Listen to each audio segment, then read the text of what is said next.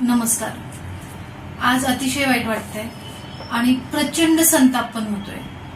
आज मला महाराष्ट्राचे मुख्यमंत्री व गृहमंत्री असणाऱ्या देवेंद्र फडणवीस साहेबांना हा प्रश्न विचारायचा आहे.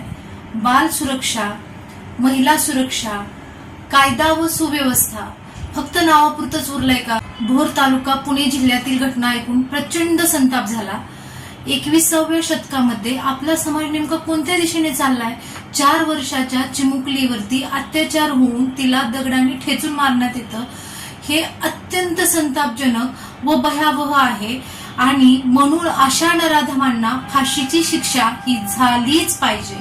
या व्हिडिओच्या माध्यमातून माझी व महिलांची फक्त मुख्यमंत्र्यांकडे एकच मागणी आहे की लवकरात लवकर चार्जशीट दाखल करावी आणि अशा नराधमांना फाशीची शिक्षा द्यावी. हा नराधम आरोपी 2015 मध्ये विनयभंगाच्या केसमध्ये जेलमध्ये होता. तेव्हा जर त्याला फाशीची शिक्षा दिली गेली असती तर आज ह्या चिमुकलीवर अशी वेळ आली नसती. मला मुख्यमंत्र्यांना अजून एक प्रश्न विचारायचा आहे. 2020 मध्ये महाराष्ट्रामध्ये शक्ती कायदा लागू करण्याचं चाललं होतं महाविकास आघाडीच्या सरकारच्या वेळेस. त्या कायद्याचं नेमकं काय झालं?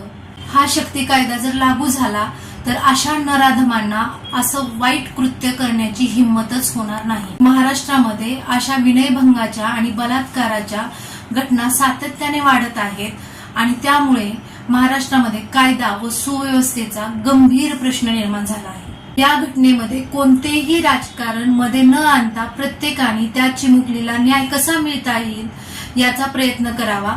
अन्यथा त्या ठिकाणी जर त्या चिमुकलीला लवकरात लवकर न्याय मिळाला नाही तर राष्ट्रवादी महिला आघाडीच्या वतीने तीव्र आंदोलन करण्यात येईल. 2020चा शक्ती कायदा लवकरात लवकर लागू करा, म्हणजे अशा नराधमांच्या आपण मुसक्या बांधू आणि त्यांच्यामध्ये एक प्रचंड भीती निर्माण होईल की ते अशा प्रकारचं कृत्य करणार नाहीत.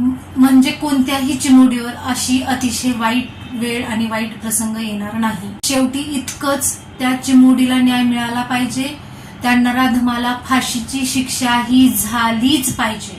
सरते शेवटी हा प्रश्न अनुत्तरित राहतो की आपल्या महाराष्ट्रामध्ये महिला सुरक्षा, बाल सुरक्षा, कायदा व सुव्यवस्था आहे की नाही.